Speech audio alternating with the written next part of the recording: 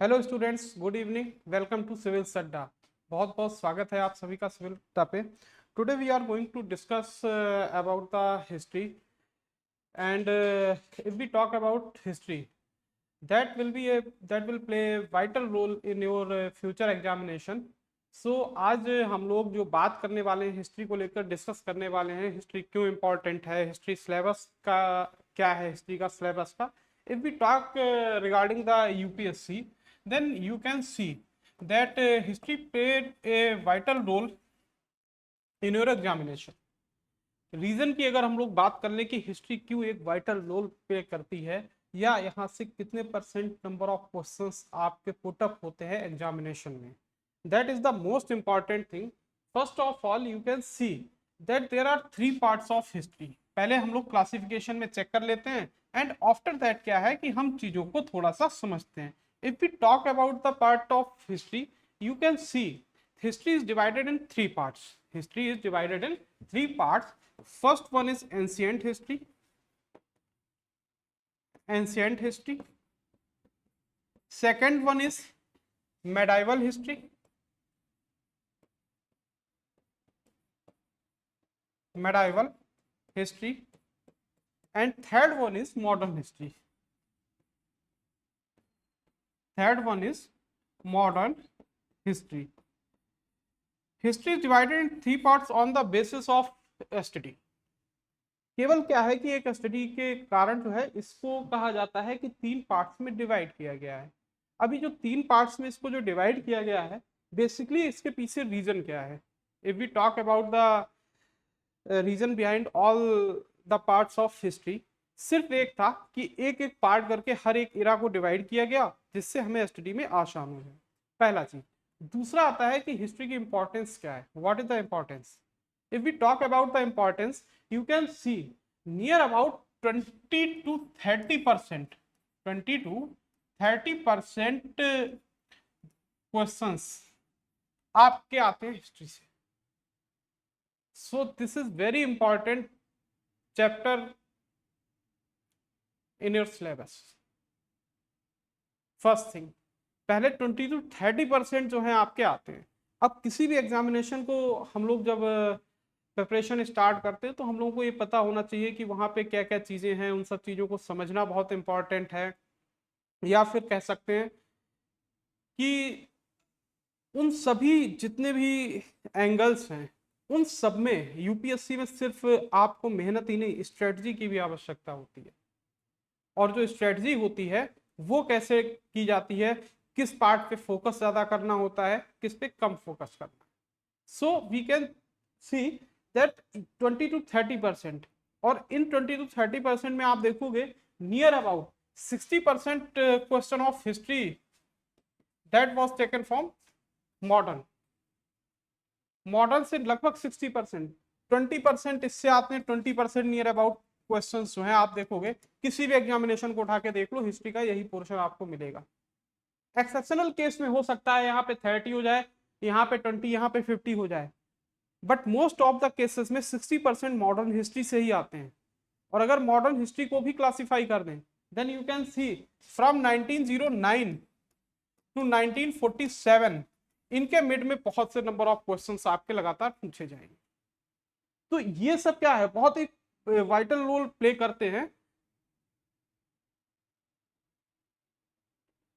Clear. तो इन सब चीजों को भी हमें क्या है थोड़ा सा समझना पड़ेगा। ठीक है, अब आते हैं नेक्स्ट यहाँ पर हिस्ट्री को लेकर मैं आपके सिलेबस के कंटेक्स्ट में जब मैं बात कर रहा हूं तो एक चीज यहाँ पर और देखना पड़ेगा कि जब मैं कह रहा हूं कि 60% मॉडर्न हिस्ट्री से आते हैं, मेडाइवल हिस्ट्री से आते हैं, एंशियंट, तो एक बार थोड़ा सा हिस्ट्री का क्लासिफिकेशन कर लेते हैं, फिर हम लोग टॉपिक की तरफ चलते हैं, क्योंकि क्लासिफिकेशन भी that is the most important thing. आते हैं नेक्स्ट अगर हम लोग देखते हैं तो आप देखोगे कि जो हिस्ट्री है, I said that history that is divided in three parts. First one is ancient history. Ancient history. Second one is medieval history. Medieval history. that is divided in two parts. That is divided in two parts. First one is Sultanate period.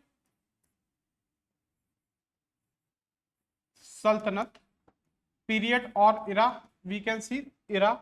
Second one is Mughal period. Second one is Mughal period. If we talk about Sultanate period, that is from 1206 to 1526 until attack of or invasion of power. And Mughal period is from 1526 to 1707. After invasion of Babur till death of Aurangzeb. This period is called Mughal period. And third one is modern history. Third one is modern history. Modern history. If we talk about the modern history, this is also divided in two parts. This is also divided in two parts. First one is British policy. British policy. That is from 1757 to 1895. 1895. 1757, after the Bar of Plassey, this era was started. And जब तक आप देखोगे कि Congress establish नहीं होगी तब तक क्या है ये इरा चलता रहेगा. नेक्स्ट यहां पर आता है national movement. This is divided in national movement.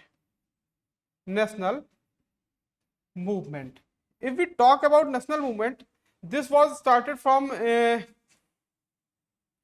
1895 to 1947, but this was also divided in three parts. If we talk about the national movement, you can see that this is also divided in three parts. First, moderate era.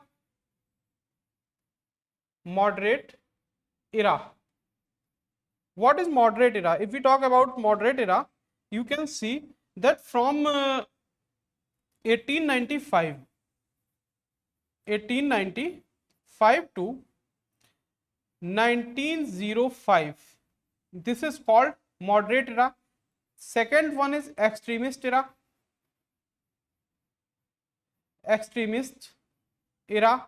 This is from 1905 to 1919, and last one is Gandhi era. That is from 1919 to 1947. This is the classification of history. First one, if we talk about or discuss about modern history, British policy. जब हम British policy को, modern history को discuss करने आएंगे और British policy को study करेंगे, तो वहां पर इनकी पॉलिसीज को लेकर हमें एक चीज ये देखनी है कि जो पॉलिसीज थी वो कौन कौन सी थी. एग्जाम्पल के लिए इनकी इंडस्ट्रियल पॉलिसी कैसी थी. इंडस्ट्रियल पॉलिसी जो है वो कैसी थी. When British came to India only for trade,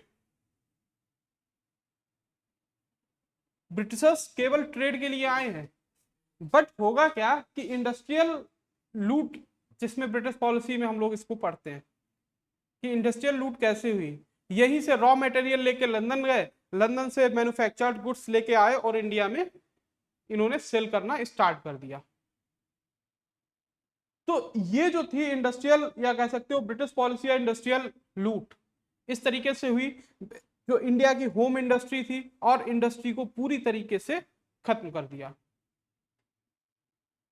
economical, यहां से किस तरीके से इन लोगों ने, if we talk about economical loot, किस तरीके से यहां पे आए थे केवल ट्रेडर बन के, and after that they started to capture the areas. उन्होंने एरियाज को कैप्चर करना स्टार्ट कर दिया, वहां से जो रेवेन्यू कलेक्ट करना स्टार्ट कर दिया, and they looted, they ruined the economy of India. First they ruined the industrialization of India and after that economy. Industrial लूट की बात कर लो या फिर कॉमर्शियल लूट किस तरीके से हुई।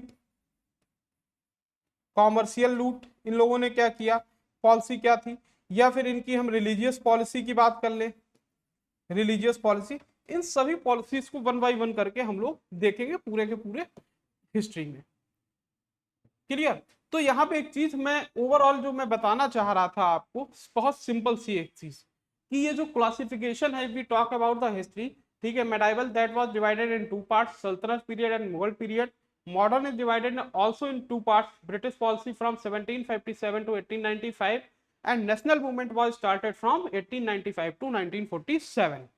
And national movement was also divided in three parts: moderate era from 1895 to 1905, extremist era from 1905 to 1919, and Gandhian era that was started from 1990 to 1947.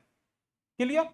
ये तो सिर्फ एक नॉर्मल सा क्लासिफिकेशन है, इस क्लासिफिकेशन को ब्रीफली हम जानेंगे जब मॉडर्न हिस्ट्री को स्टार्ट करेंगे। But today we are going to discuss a topic that is very interesting topic, that is related to the ancient history, that is related to the ancient history, Vedic culture or Vedic period।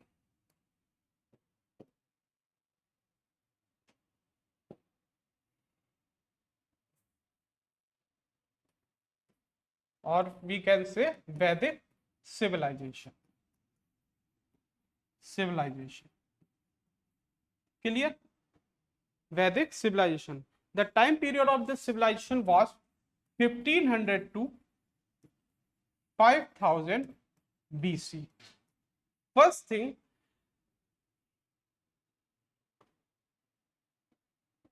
Nineteen 1921 एक ऐसा time period था जिसने India के historical background को change कर दिया था, because till 1921 Vedic civilization was considered as the oldest civilization of India, but Indus civilization was discovered in 1921 and India got कह सकते हो इंडिया को बहुत एक कहते हैं ना कि प्राइड मूवमेंट मिलता है कि नहीं, वैदिक सिविलाइजेशन हमारी सबसे सिविलाइजेशन ओल्डेस्ट सिविलाइजेशन नहीं है, बल्कि क्या होगा कि जो हमारी इंडस सिविलाइजेशन है that is the most oldest civilization. तो वैदिक सिविलाइजेशन की जब जब बात करते हैं that is the second oldest civilization of India. First thing, if we talk about the Vedic, this Vedic word, that word is made from Veda, ये वेद से बना है, जिसका मीनिंग क्या होता है, knowledge. That's meaning is knowledge. If we talk about Vedic civilization, Vedic civilization की बात आती है, वैदिक वर्ड जो है वो बना है वेद से, जिसके अर्थ होता है, क्या होता है, नॉलेज होती है। पहली तो चीज आती है ये। वैदिक सिविलाइजेशन को हम लोग डिस्कस करेंगे, पहले तो इसका एक इंट्रो देख लेते हैं, फिर उसके बाद हम लोग इसके मेन पॉइंट्स पे आते हैं। First thing, if we talk about Vedic civilization, this civilization is considered as a rural civilization. This civilization is considered as a rural civilisation.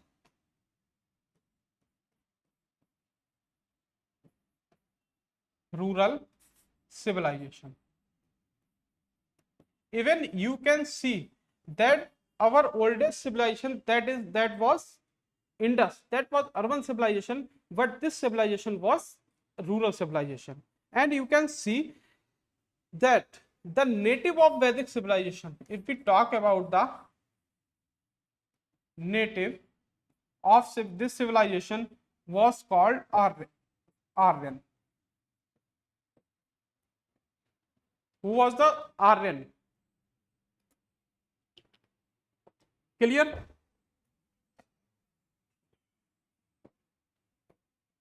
Aryan was considered as a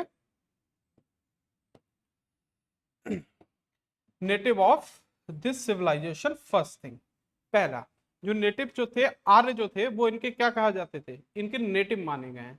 और आर्यों को जो कहा जाता था आर्य, दैट्स मीन ग्रेट। आर्यों को, आर्य का मीनिंग क्या होता है? ग्रेट होता है, महान, श्रेष्ठ, सुपीरियर, और we can also say superior, superior. If we talk about the Aryans who were the native of Vedic civilization, तो कहा जाता था कि आर्य जो थे इनके 5 ट्राइब्स जो हैं, 5 ट्राइब्स, वो हमें देखने को मिलेंगी यहां पर। There were 5 tribes of Aryan which first Anu, इन 5 ट्राइब्स की बात करते हैं। अनु, ध्रुव, third one Purva, Purv, sorry Puru, Puru, Turvarsh, Turvarsh, Turvarsh, and fifth one is Yer. There were 5 tribes of Aryans that was located in the Vedic civilization. अब बात आती है कि आर्यों की बात आ गई कि आर्य थे और रूरल सिविलाइजेशन है। Even you can see that the civilization was related to the patriarchal, patriarchal, patriarchal society, पितृसत्तात्मक, इसको हिंदी में कहते हैं। If we talk about what was the patriarchal, patriarchal means head of family was father. Head of, if we talk about the head of family, head of family, that was father, that was father. Head of family कौन होंगे? पिता होंगे, या फिर, ठीक है। और पिता को यहाँ पर आगे क्या कहा जाता था, इन सब चीजों को अभी मैं आगे डिस्कस करूंगा। ये तो एक छोटा सा, मैं अभी सिर्फ हम लोगों का इंट्रो चल रहा है इस टॉपिक को लेकर कि वैदिक सिविलाइजेशन की बात करेंगे। That was the native of Vedic civilization was called Aryan, that's means great और superior. There were 5 tribes of Aryans, Anu, Dhruv, Puru, Turvarsh, Yad. And the Vedic, the word was taken from the Vedas, that's mean knowledge. इतनी चीजें यहाँ पर सिर्फ बस सिर्फ हमें पता होनी चाहिए। बट बात यहाँ पर आती है आर्यंस को लेकर। एक सबसे ज्यादा कहा जाता था मिसअंडरस्टैंडिंग स्टार्ट हुई आर्यंस को लेकर। क्या कहा गया कि आर्यंस क्या, जो कहा जाता था जो नेटिव प्लेस है, आर्यंस का नेटिव प्लेस को लेकर बहुत सी चीजें यहां पर क्वेश्चनिंग होने लगी। Many historians said that the native place of Aryans was Tibet, north pole, अलग अलग सभी तरीके से थॉट्स दिए जाने लगे इन सब चीजों को लेकर कि आर्यों का नेटिव प्लेस क्या है। मान लो वैदिक सिविलाइजेशन में थे, बट आर्यंस को एक कंसीडर किया जाने लगा कि they came out from outside, they came from outside, ऐसा कहा जाने लगा आर्यंस को लेकर। तो बात आती है कि आर्यंस के जो नेटिव प्लेस को लेकर अलग अलग लोगों ने क्या किया, अपने अपने थॉट्स रखे नेटिव प्लेस ऑफ आर्यंस को लेकर। अब क्या है, क्योंकि ये क्वेश्चन इसलिए इंपॉर्टेंट हो जाता है कि यहां से लगातार आपके क्वेश्चंस जो हैं वो पूछे जाते हैं, और क्वेश्चंस पूछने के साथ साथ आप देखोगे कि यहां से लगातार आपसे क्वेश्चन भी पूछे जाएंगे, आर्यंस के नेटिव प्लेस को लेकर पूछा जाएगा, या मैच कराने को आते हैं लगातार। तो आते हैं सबसे पहले, if we talk about the Max Muller, if we talk first Max Muller, Max Muller said that Aryans native place was mid Asia, mid Asia, Aryans came from mid Asia, in present that is Iran. If we talk about the area that is Iran, जहां पर आप देख रहे हो कि आजकल क्या चल रहा है, ईरान और इजराइल के बीच में जो वॉर चल रहा है, उन सब चीजों को आप देख सकते हो। Many people this was the thought of Max Muller that Aryans came from Iran or mid Asia. Why he से सो, उसने ऐसा क्यों कहा, इस बेसिकली रीजन क्या है इसके पीछे कहने का। वो उसका कहना है कि ईरानियन एक ग्रंथ है अवेस्ता, अवेस्ता, इसके जो भाव हैं, जो विचार हैं, जो थॉट्स हैं, और कुछ वर्ड्स ऐसे हैं जो वेदों से मैच करते हैं। So on the basis of that he said that Aryans came from Iran. Second thing, BG Tilak, Bal Gangadhar Tilak, if you talk about second number, Bal Gangadhar Tilak, Bal Gangadhar Tilak, Bal Gangadhar Tilak said that the Aryans came from North Pole, Aryans came from North Pole,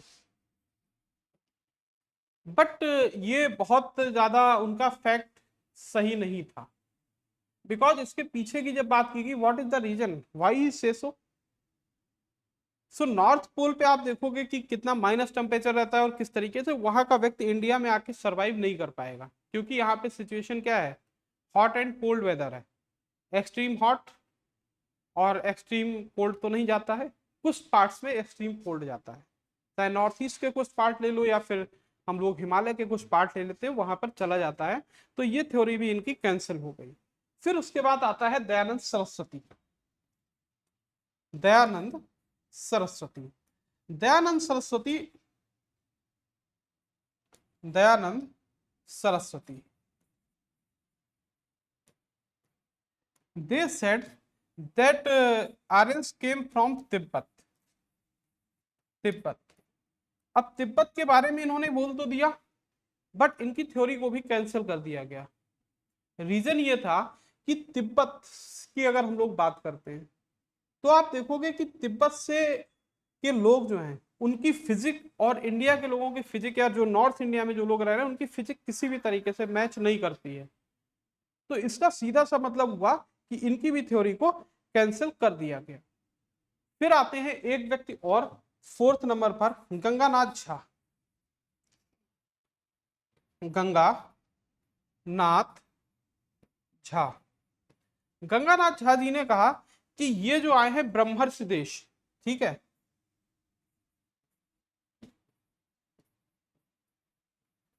ब्रह्मर्ष देश, ब्रह्मर्ष देश means the area between the Ganga and Yamuna, area of Ganga and Yamuna. तो इनकी भी theory को cancel कर दिया गया क्योंकि एक बहुत ज्यादा इसका कोई बेस नहीं था। बट एक थ्योरी एक्सेप्ट की गई, ए theory was accepted, that was given by doctor Avinash Chandra Das, that was given by doctor Avinash Chandra Das, doctor Avinash Chandra Das give a theory, and they said that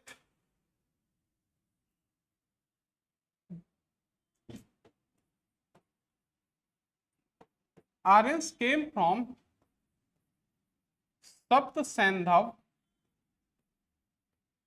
area, from Sapt Sandhav area. What is Sapt Sandhav area? We can say area of 7 rivers. It's mean area of 7 rivers. जो 7 reverse का area था वहां से आर्यंस क्या, they came to India and ruled.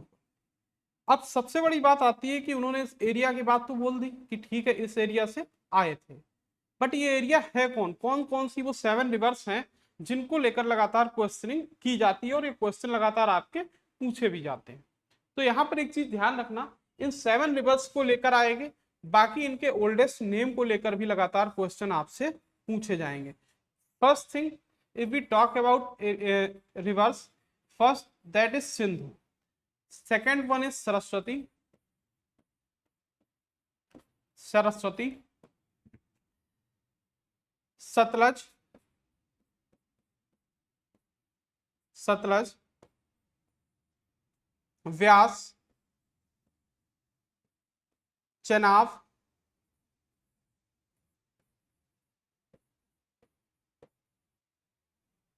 Sindhu, Saraswati, Sutlej, Chenab, Ravi, Ravi, and seventh one is Jhelum. ये 7 reverse जो हैं इनके एरिया को नेटिव प्लेस माना गया है आर्यंस के, और इनका जो चाहे फिजिकल बात कर लो, रिलीजियस, या ये सभी चीजें मैच होती थी इन लोगों से। इस बेस पे इस थ्योरी को एक्सेप्ट किया गया। बट यहीं से क्वेश्चन आता है कि इनके जो ओल्डेस्ट नेम है, इनको जो वैदिक नेम है, वो भी कई बार पूछे जाते हैं। If we talk about Sindhu, तो सिंधु का सिंधु ही वैदिक नेम है, और सरस्वती का सरस्वती ही वैदिक नेम है। Second one is, if we talk about Sutlej, that is called Satudri, that was called Satudri. Vyas, that was called Vipasha, that was called Vipasha. Chenab, if we talk about Chenab, that was Ashkini, his Vedic name is Ashkini. Ravi, Ravi के जो नाम है वो क्या है, Parushni, that is the most important, Parushni, Parushni. Jhelum, that was called Vitasta,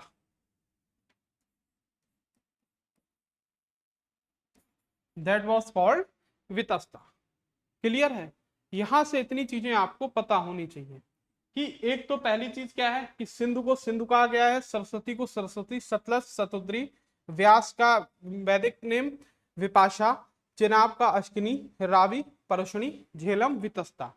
एक चीज ध्यान रखना, Saraswati was considered as the most holy river, most holy river, that was considered, question आता है कि सबसे ज्यादा मोस्ट होली रिवर किसको कंसीडर किया गया, दैट वाज सरस्वती। इसका वैदिक नेम भी क्या है, सरस्वती ही आपको देखने को मिलेगा। ये तो बात हो गई केवल व केवल आर्यंस के नेटिव प्लेस को लेकर। बट अब आती है कि if we study a society, अगर मैं आपसे कहूं कि एक किसी एरिया को, किसी भी देश को, या मान लो किसी भी स्टेट को, सपोज मैंने आपसे कहा कि आप क्या है उत्तर प्रदेश को स्टडी करके आओ, तो आप किस बेस पर आप स्टडी करोगे? किसी भी एरिया को जब भी हम स्टडी करते हैं तो उसके कुछ ना कुछ बेस होते हैं, ठीक है? और कैसे बेस होते हैं, क्या क्या होते हैं? अगर हम लोग बात करें तो मुख्यतः अगर 3-4 पॉइंट्स मेन है जिनके बेस पर हम लोग स्टडी करते हैं। फर्स्ट थिंग इज, एक तो सोशल स्टेटस वहां का क्या है, सोशल, ठीक है, स्टेटस क्या है, वहां की सोसाइटी कैसी है, कैसे लोग रहते हैं, पैट्रियार्कल है, मैट्रियार्कल है, ठीक है, वहां पे वुमेन्स की कंडीशन कैसी है, किस तरीके के राइट्स वुमेन्स को दिए गए हैं, या फिर किस तरीके से रिचुअल्स है, इन सब चीजों की स्टडी हम लोग करते हैं। किस पर? वो करते हैं आपका सोशल पे। रिपीट और talk about second, economical, what they do for living, कि वो लोग क्या है, अपने जीवन जीने का आधार क्या है, बिजनेस है, एग्रीकल्चर है, ट्रेड है, या किस तरीके की एक्टिविटीज, इकोनॉमिकल एक्टिविटीज हमें देखने को सोसाइटी में मिलेंगी, एक ये आधार होता है। तीसरा यहीं पर हम लोग क्या कहते हैं, पॉलिटिकल सिस्टम कैसा है। भाई किसी भी तरीके देश को या प्रदेश को चलाने के लिए कुछ रूल्स एंड रेगुलेशन चाहिए। इंडिया को रन करने के लिए क्या है, कॉन्स्टिट्यूशन है। तो यहाँ पर जब कॉन्स्टिट्यूशन है इंडिया को रन करने के लिए, तो एक सबसे अच्छी चीज यहाँ पर क्या है कि कॉन्स्टिट्यूशन में जो भी नियम, रूल्स है एंड रेगुलेशन है, उसी के अनुसार क्या है कि यहाँ के एडमिनिस्ट्रेशन को रन किया जाता है। सेम चीज वहां पर हमें देखनी है कि कहीं भी जाते कि वहां का एडमिनिस्ट्रेशन कैसे रन किया जा रहा है, क्या क्या उसमें अच्छाइयां हैं, क्या बुराइयां हैं, उसके प्रॉस एंड कॉन्स दोनों चीजों को स्टडी किया जाता है। Fourth one is religious, religious वहां का सिस्टम कैसा है कि लोग किसकी पूजा करते हैं, मूर्त पूजक हैं या मूर्त पूजा नहीं करते, आइडल वर्शिप होती है नहीं होती है, या फिर सिर्फ नेचर की वर्शिप होती है, किस तरीके का रिलीजियस सिस्टम है। इन सब चीजों को बेसिकली ये 4 पॉइंट्स वहां पर होते हैं जिनके बेस पर हम किसी भी सोसाइटी को या एरिया को या देश को हम लोग क्या करते हैं, स्टडी करते हैं। इसके अलावा बहुत से पॉइंट्स हैं जिनके बेस पर हम स्टडी करेंगे और आगे देखेंगे। और आज भी हम वही करने वाले हैं कि वैदिक सिविलाइजेशन को जो हम स्टडी करने वाले हैं वो इसी बेस पर आज हम स्टडी करेंगे। क्लियर? कोई डाउट किसी को? अब चलते हैं नेक्स्ट। नेक्स्ट हम लोग पहले बात कर लेते हैं कि ये तो सब चीजें स्टडी करेंगे करेंगे ही, बट यहां पर एक चीज और देखनी पड़ेगी। वो क्या है कि वैदिक सिविलाइजेशन की बात करें, इफ वी टॉक अबाउट वैदिक civilization that was divided in two parts. First one is early Vedic period.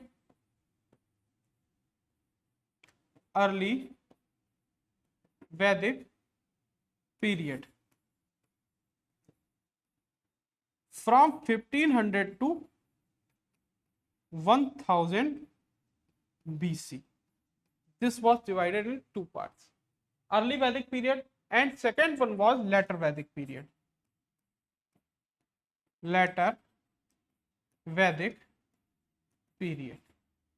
This was from 1000 to 500 BC.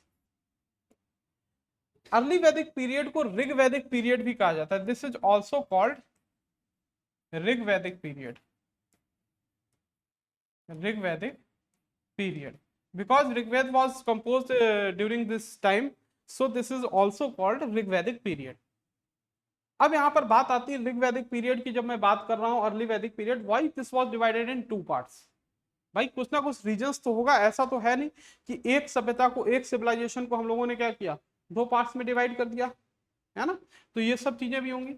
अब यहाँ पर बात आती है कि ये जो अर्ली वैदिक पीरियड और ऋग वैदिक पीरियड की जब बात करो या लेटर वैदिक पीरियड की बात करते हैं, आप देखोगे कि पूरे के पूरे जब स्टडी करना हम स्टार्ट करेंगे तो आप देखोगे कि अर्ली वैदिक पीरियड में चाहे सोशल, इकोनॉमिकल, पॉलिटिकल, रिलीजियस, ये कंडीशंस जो थी वो पूरी की पूरी चेंज हो चुकी होंगी। So this is divided in two parts. एक सिविलाइजेशन में दो कंडीशंस देखने को मिलेंगी। रिलीजियस कंडीशन यहां जो होगी वो यहां पर नहीं होगी, that will be completely change. If we talk about economical, political, society, that was completely changed in later Vedic period. So historians divided this period in two parts. First one is called early Vedic period or Rig Vedic period, and second one is called later Vedic period. Clear? अब आते हैं हम लोग पहले ऋग वैदिक period और early वैदिक period की बात कर लेते हैं। क्लियर? हेडिंग डालेंगे ऋग वैदिक और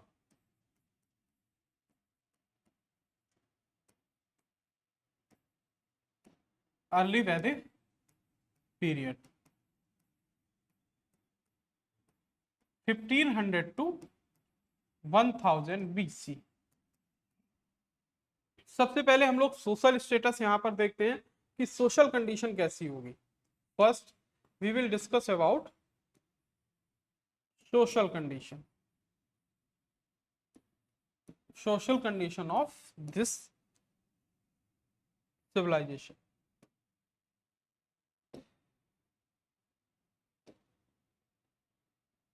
first of all social condition की जब हम लोग बात करते हैं कि सोसाइटी कैसी है, किस तरीके से चीजें चल रही हैं, इन सबको देखेंगे।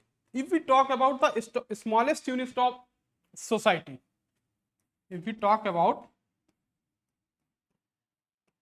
Smallest unit of society, that was family. अभी भी क्या है, परिवार, family, that is the smallest unit of society. और ये तब भी हुआ करता था। और फैमिली की अगर हम लोग बात करते हैं तो आप देखोगे कि जो सोसाइटी है, पहले यहीं पर एक चीज और समझ लेते हैं। If we talk about social condition society, that was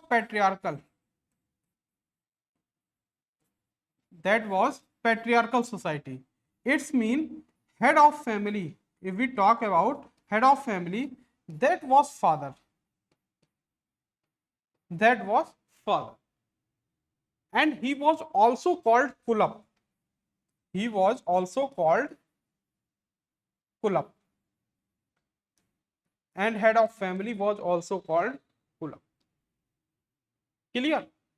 क्या है? If the smallest unit of society was family and the society was on the base of patriarchal, its mean head of family was father. If we talk about the present society, अगर हम अभी की बात करते हैं, then you can see कि आज भी अगर इन प्रेजेंट की हम लोग बात करते हैं तो आज भी क्या है, जो सोसाइटी की जब बात कर आएगी तो हेड ऑफ फैमिली कौन है? आज भी फादर है। आज भी हमारी सोसाइटी कैसी है? पैट्रियार्कल सोसाइटी है। मैट्रियार्कल सिर्फ हमको 2 बार देखने को मिलेगी हिस्ट्री में, कंप्लीट हिस्ट्री में। We talk about the complete history, our first civilization Indus civilization was matriarchal, and after that Satavahana dynasty, that was a matriarchal dynasty. Otherwise we can't see, कहीं भी हम लोगों को मैट्रियार्कल सोसाइटी नहीं देखने को मिलेगी। ओनली पैट्रियार्कल सोसाइटी वाज अब मतलब हम लोगों को देखने को मिलेगी हर जगह। तो यहां पर भी क्या था? पैट्रियार्कल सोसाइटी तो है, but if we talk about the women's condition, if we talk about the women's condition in this society, that was very good, that was very good. Why I am saying women's को बहुत respect मिल रही है इस पूरी society में। Even आप देखोगे कि वुमेन्स की जो कंडीशन है, वुमेन्स को राइट ऑफ एजुकेशन भी मिलेगा, वुमेन्स को राइट ऑफ एजुकेशन भी यहां पर देखने को मिलेगा।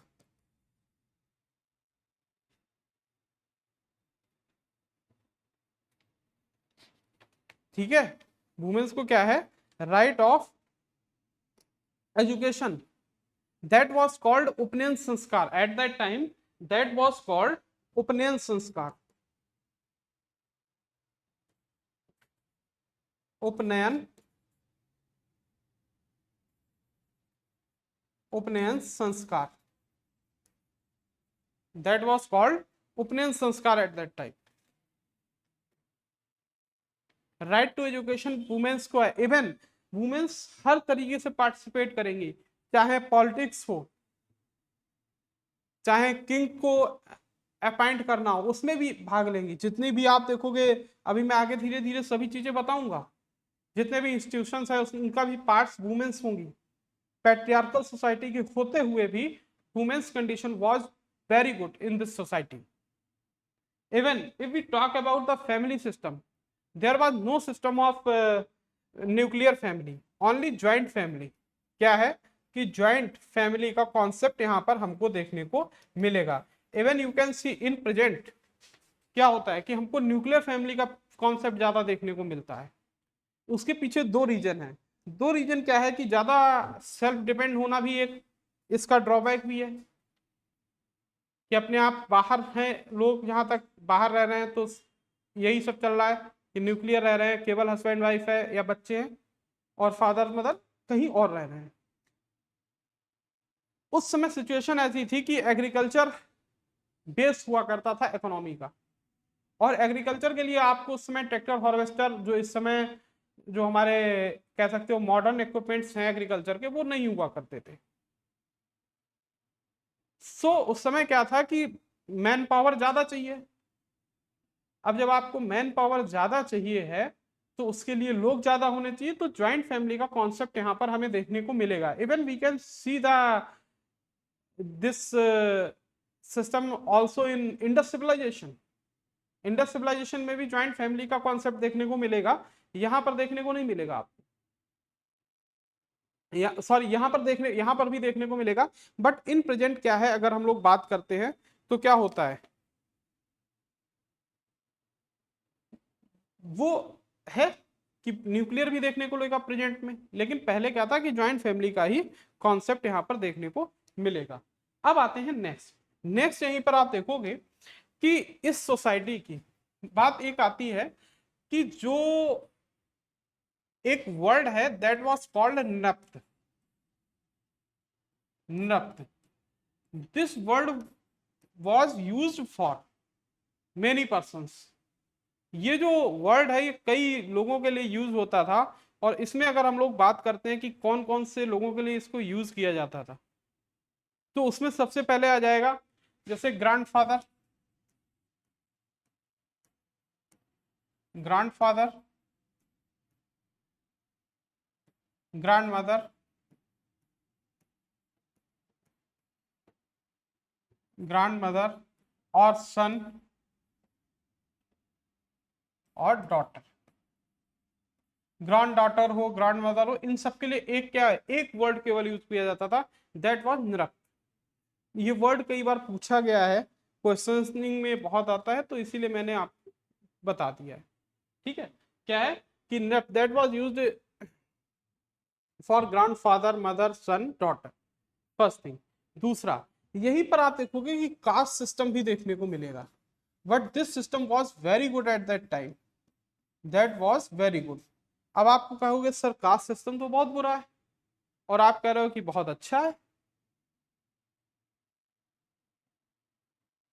कैसे आप कह सकते हैं? How can you say that caste system was very good at that time? अब समझना, ये कास्ट सिस्टम ऐसे अच्छा है, आप देखोगे कि caste system was based on work, based on karma, कर्म कह सकते हो, और work, that was not why decided by born. क्या है कि ये बाय बर्थ नहीं है, ये that was not by birth, birth, by birth नहीं है, ये आपके वर्क पे है। आप देखोगे दैट वाज डिवाइडेड इन पुरुष सूक्त, दिस वाज डिस्क्राइब्ड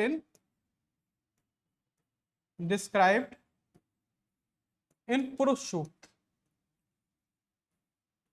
पुरुष सूक्त, पुरुष सूक्त, दैट वाज डिवाइडेड इन पुरुष सूक्त, सॉरी डिस्क्राइब्ड इन पुरुष सूक्त।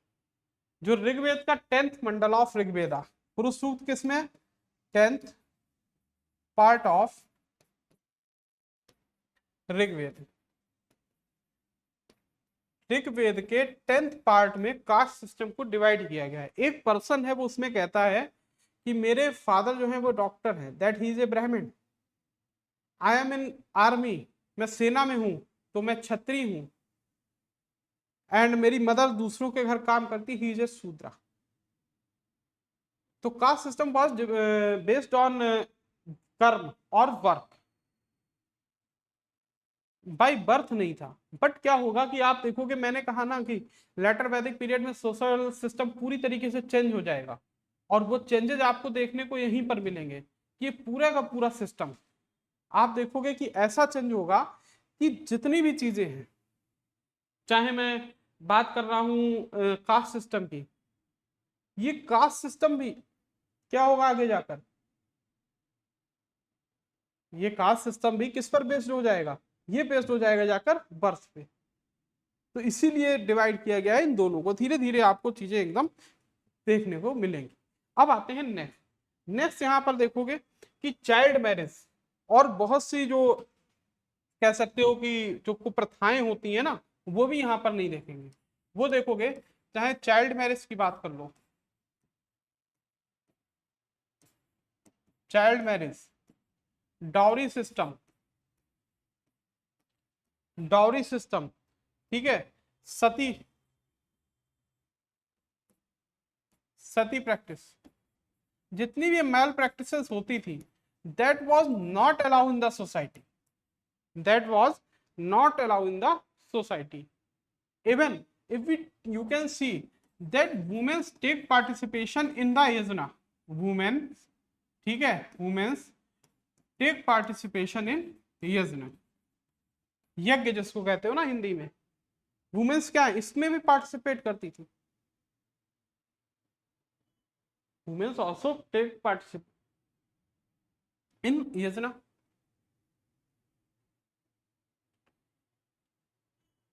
Child marriage, dowry, sati practice, all practice was banned in this society, सब बैन है। पूरी तरीके से। इवन कोई मैरिज अगर होती है और उसमें कोई ये जो फादर है, एक फादर है, ठीक है, वो गिफ्ट देता है किसको, ये गिफ्ट देता है अपनी बेटी को अपने मन से, ठीक है, डाउरी नहीं, अपने मन से। वो वाला नहीं है कि आजकल जो सिस्टम चल रहा है कह रहे हमें तो कुछ चाहिए ही नहीं है, बस जो भी दोगे क्या करोगे, अपनी बेटी को दोगे, गाड़ी दोगे अपनी बेटी को दोगे, है ना, वो वाला सिस्टम नहीं है। यहां पर क्या है कि अगर बाई खुद की इच्छा है कोई गिफ्ट दे रहा है, फादर गिफ्ट दे रहे हैं डॉटर को, दैट वॉज कॉल्ड बहतू, दैट वॉज कॉल्ड बहतू, है ना।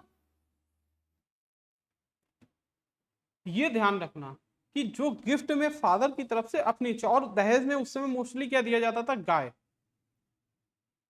काउ वॉज द मोस्ट, कह सकते हो, expensive gift eight that time. उसके पीछे भी रीजन क्या है वो भी मैं अभी आपको वन बाय वन करके बताऊंगा। तो gift that was given to his daughter by his father, that was called बहतू। अब आते हैं नेक्स्ट यहां पर बात करते हैं कि ये सोसाइटी जिसको हम आजकल मॉडर्न सोसाइटी कहते हैं, ठीक है, ये मॉडर्न सोसाइटी नहीं है। मॉडर्न सोसाइटी का मतलब ये नहीं है कि आप जीन्स पहन रहे हैं या शॉर्ट कपड़े पहन रहे हैं, कुछ भी पहन रहे हैं तो यू आर मॉडर्न, नो। आपकी जो आइडियोलॉजी है वो कितनी मॉडर्न होनी चाहिए ये आपको पता होना चाहिए। अगर हम मॉडर्नाइजेशन की बात करते हैं तो यहाँ पर आप देखोगे कि जो गर्ल्स थी, ठीक है, उनको एक राइट दिया गया था कि अगर आप, ठीक है, आप सिंगल रहना चाह रहे हो, ठीक है, if a woman want to single whole life, कोई भी वुमेन जो है वो सिंगल रहना चाह रही है तो रह सकती है, उसको ये ऑथराइज्ड है, he was authorised from the society and that was called अमाजू, दैट वाज कॉल्ड अमाजू। और आजकल अगर ऐसा हो जाए तो क्या होगा, सबसे पहले कैरेक्टर पर क्या हो जाएंगे, सवाल उठा दिए जाएंगे कि कुछ ना कुछ गड़बड़ है मामला, है ना। तो आप देखो कि वो सोसाइटी कितनी मॉडर्न है जहां पर कहा जाता था कि वुमेन्स क्या है, रह सकती है। इवन आप देख सकते हो अगर कोई भी महिला विधवा है और उसका हस्बैंड कैपेबल नहीं है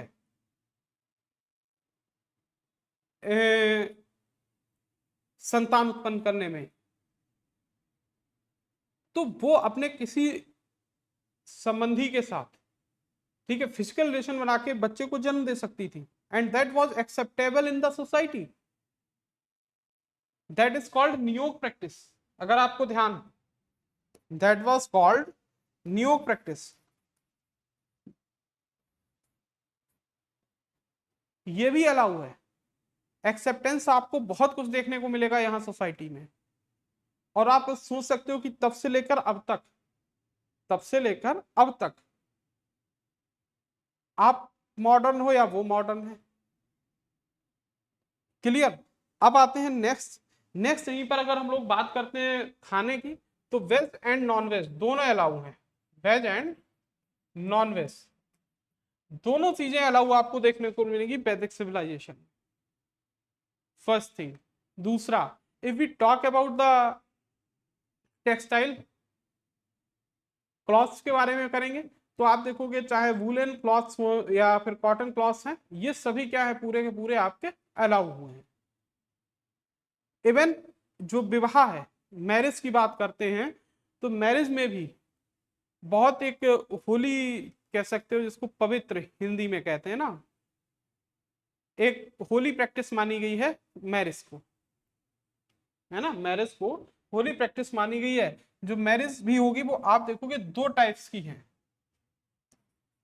मैरिज जो है वो दो टाइप्स की हैं। दो टाइप्स की कैसी हैं, फर्स्ट वन इज जिसमें जो वाय है, ठीक है, वो हाई कास्ट का है, सॉरी अपर कास्ट यहां पे लिख दे रहा हूं मैं, वाय क्या होगा, अपर कास्ट का होगा, और गर्ल्स जो है वो क्या है, लोअर कास्ट से बिलोंग करेगी, that was acceptable in the society.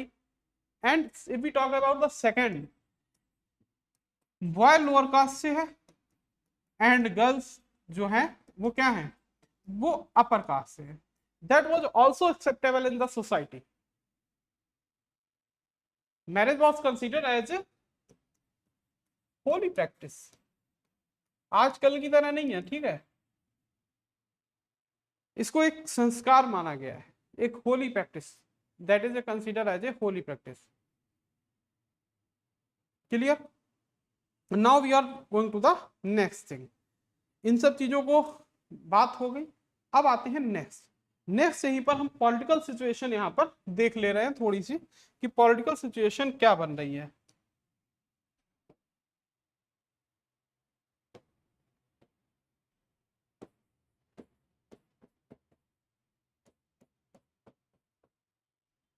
Political situation या पॉलिटिकल स्टेटस क्या हमें देखने को मिलेगा। पॉलिटिकल स्टेटस की अगर हम लोग बात करें तो I told you that was a tribal society at that time. There was tribal society.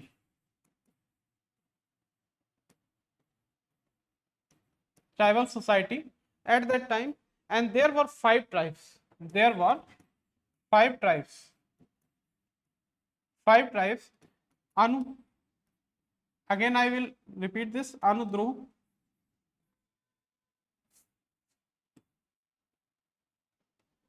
Anu, Dhruv, Puru, Turvarsh, Turvarsh, Anu है, ध्रुव है, Yadu. Here, there were 5 tribes of Aryans in this civilization.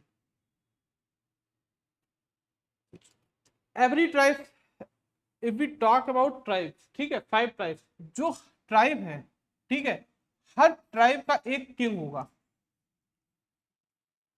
Her tribe का एक king होगा। There was a king of every tribe, that was called जनस्य गोपा, that was called गोपा, और we can say जनस्य Gopa.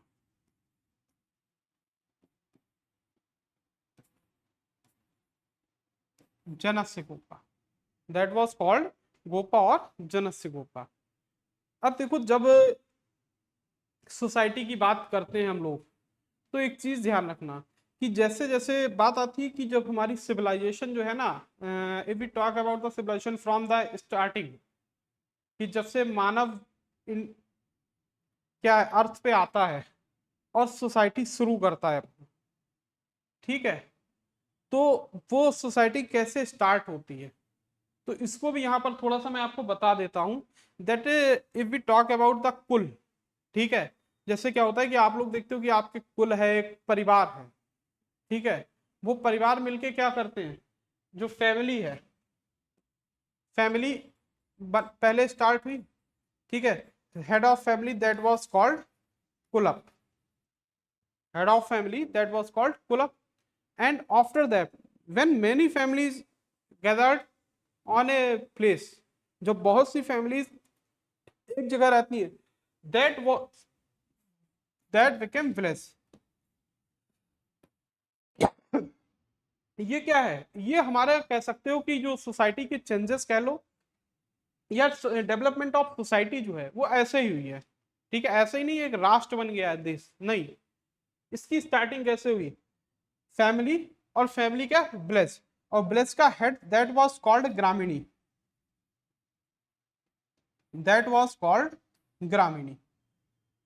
Next if we talk about the place, कई places मिलकर, जैसे आजकल क्या है, कई ब्लेजेस मिलकर ब्लॉक बनाते हैं ना, उस समय क्या होता था, विश, विश, एंड हेड ऑफ विश वाज कॉल्ड विशपति, एंड हेड ऑफ विश वाज कॉल्ड विशपति।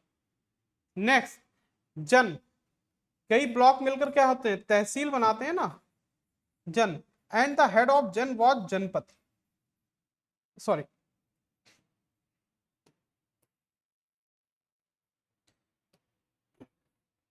जन, एंड हेड ऑफ जन वाज जनपति, was called जनपति। This was type of a तहसील। एंड नेक्स्ट, जन मिलकर क्या होते हैं, राष्ट्र का निर्माण करते हैं। तो this was the step of development of our society. ये क्या है, हमारी सोसाइटी के डेवलपमेंट के स्टेप हैं। फैमिली, विलेज, विश, जनपद बनेगा, ठीक है, डिस्ट्रिक्ट बनेगा, एंड आफ्टर दैट क्या होगा, मंडल बनता है, एंड जिसको और फिर उसके बाद स्टेट का निर्माण होता है, और कई स्टेट मिलकर एक नेशन का बनाते हैं, फॉर्मेशन करते हैं। तो यही सब चीजें हमको यहाँ पर देखने को मिलती हैं। क्लियर? तो यहाँ तक तो मुझे नहीं लगता है कि आप लोगों को कोई भी किसी तरीके का डाउट रहा होगा। बाकी आगे की जो चीजें हैं वो हम लोग देखेंगे नेक्स्ट लेक्चर में, और जो भी चीजें समझ में ना आई हूं वो आप लोग एक बार फिर से पूछ सकते हो। क्लियर? ठीक है, तो आज के लिए यहीं पर इतना रखते हैं, फिर मिलते हैं नेक्स्ट लेक्चर में। तब तक के लिए ओके, थैंक यू।